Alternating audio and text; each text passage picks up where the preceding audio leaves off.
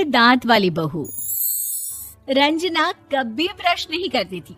उसे कितनी बार उसके माँ बाप ने डांटा, लेकिन उसका कोई असर उस पर होता ही नहीं था, जिस कारण से उसके दांत पीले पीले हो जाते हैं। शादी के बाद। अरे बहू, वैसे तो तुझ में कोई कमी नहीं है, पर तेरे दांत इतने पीले कैसे हैं बेटा? कैसे मतलब? कोई सर्जरी थोड़ी ना कराई है। वो तो क्या नाम, मैं ब्रश नहीं करती थी तो पीले हो गए। अब क्या करूं? आप कहें तो लाल करवा लूं या फिर काले? यार ये क्या है, क्यों माँ से लड़ रही हो? लड़ रही हूँ? अरे मैं लड़ रही हूँ या ये बोल रही है कि दांत पीले हैं, पीले। अरे तपस्या थोड़ी ना की है इन्हें पीले करने के लिए।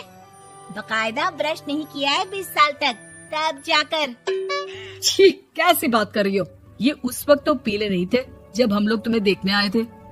अरे तब साफ करवा लिया होगा डेंटिस्ट के पास जाकर। अब देखो कैसे पीले पीले लग रहे हैं। रंजना सास की तरफ गुस्से से देखती है। फिर शुरू हो गई पीले पीले पीले।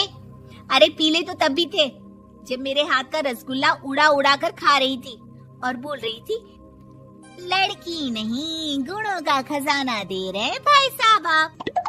खैर, अब वो लोग करते भी तो क्या करते, पीले दांत वाली बहू पल्ले पड़ी थी तो झेलना तो था ही। एक दिन कीर्तन में रंजना गाना गा रही थी। अरे कमला बहन, माँ का द्वार है, यहाँ तो सब शुद्ध होकर आते हैं, फिर अपनी बहू को ब्रश भी नहीं करवाती तुम। दूर से पीले पीले दांत भक्ति में बाधा उत्पन्न कर रहे हैं। अरे कोई 2 साल के बच्ची थोड़ी ना लेकर आई हूँ मैं बहू बनाकर। अच्छी खासी लड़की है, अरे कैसे करवाऊं ब्रश? ये तो उसे खुद करना चाहिए ना। अब माँ बाप तो इसके जैसे तैसे निपटा दिए, ये नहीं सोचा कि सास कैसे संभालेगी। सास बहू को लेकर घर आ जाती है, लेकिन सोच लेती है कि अब इसे लेकर कहीं नहीं जाएगी।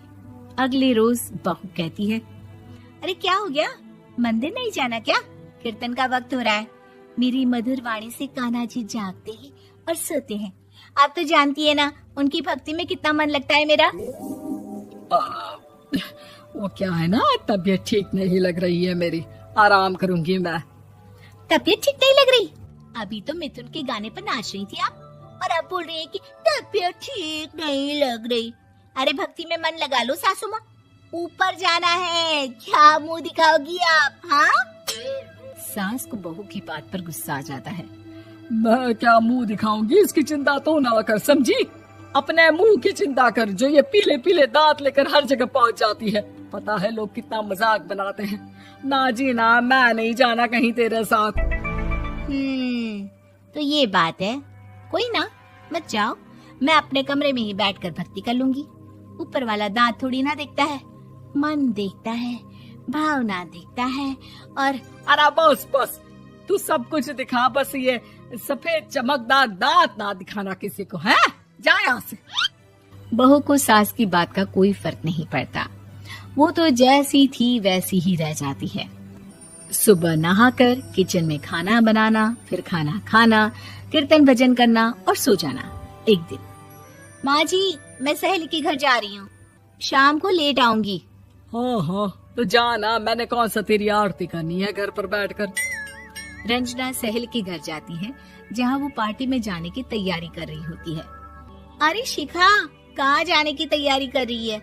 मैं गलत वक्त पर आ गई क्या? अरे नहीं यार, उल्टा सही वक्त पर आ गया। मैंने ये साड़ी और ज्वेलरी निकाली है यार, शाम को इनके ऑफिस की एक पार्टी में जाना है। बताना कैसा लग रहा है ये सब? नहीं यार, इस ड्रेस के साथ तो वो वाली ज्वेलरी अच्छी लगेगी। हाँ हाँ सही बोल रही है, मैंने ध्यान ही नहीं दिया। वैसे तो हमेशा से मस्त फैशन सेंस रखती है। तो बड़ा जाती होगी ना पति के साथ पार्टी में। रंजना कुछ नहीं बोलती, बस सोचती है कि यार काश ये बात सही हो जाती, पर मैं क्यों नहीं जाती पार्टी में? क्या इन लोगों की कोई पार्टी होती नहीं होगी? रंजना घर आती है और रात में पति से सवाल करती है, एक बात बताइए, आप मुझे किसी पार्टी में क्यों नहीं ले जाते? क्या आपके यहाँ ऑफिस में पार्टी नहीं होती? पति बेचारा क्या कहता कि दांत पीले हैं तुम्हारे इसलिए। अरे कोई पार्टी होती नहीं हम लोगों के ऑफिस में, तो कहाँ से लेकर जाऊं? और मार्केट, मॉल, कहीं वीकेंड घूमना, कहीं तो। अरे यार सारे हफ्ते में एक छुट्टी मिलती है, तो सोचता हूँ कि आराम ही कर लूं। क्यों? रंजना मन मार के रह जाती है। पहले कभी सास के साथ मंदिर जाया करती थी, लेकिन वो भी सास ने ले जाना बंद कर दिया। घर बैठी बैठी रंजना बोर हो जाती है। तभी उसे आइडिया आता है और वो मायके जाने का सोचती है। सासू माँ, 2 दिनों के लिए मम्मी के घर जा रही हूँ। अच्छा ठीक है, आराम से जा। और हाँ, माँ से कुछ अच्छी आदत सीख कर आना कि कैसे शरीर के हर भाग की तरह दांतों की सफाई भी जरूरी होती है, समझी? शुरू हो गई ना आप।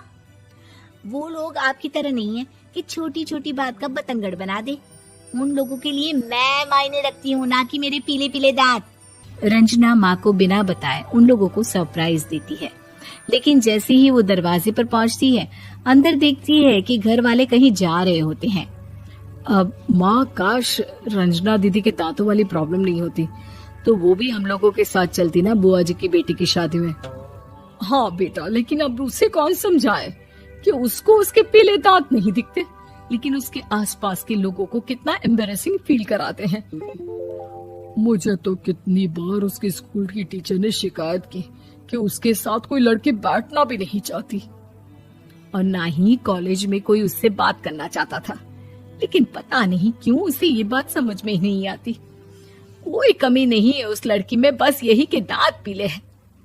वो तो भला हो जीजा जी और उनकी माँ का, जो दीदी को जैसी है वैसे ही रखा हुआ है। रंजना को अपने घर वालों की बात सुनकर बहुत दुख होता है। वो सोचती है कि वो क्या करे, लेकिन फिर वो सीधा डेंटिस्ट के पास जाती है, अपने दांत चमकाती है और कसम खाती है कि वो रोज ब्रश करेगी। अरे क्या हो गया? तुम तो 2 दिनों के लिए गई थी ना। पर कोई ना, अच्छा है, चलो आ गई तो। रंजना सास के सामने आकर खड़ी हो जाती है और पूरी स्माइल करती है, उसके चमकदार दांतों को दिखाती हुई। चले मंदिर। माँ, मुझे माफ कर दीजिए, मैंने आप लोगों को बहुत एम्बैरेसिंग फील करवाया। मैं आज से रोज ब्रश करूंगी।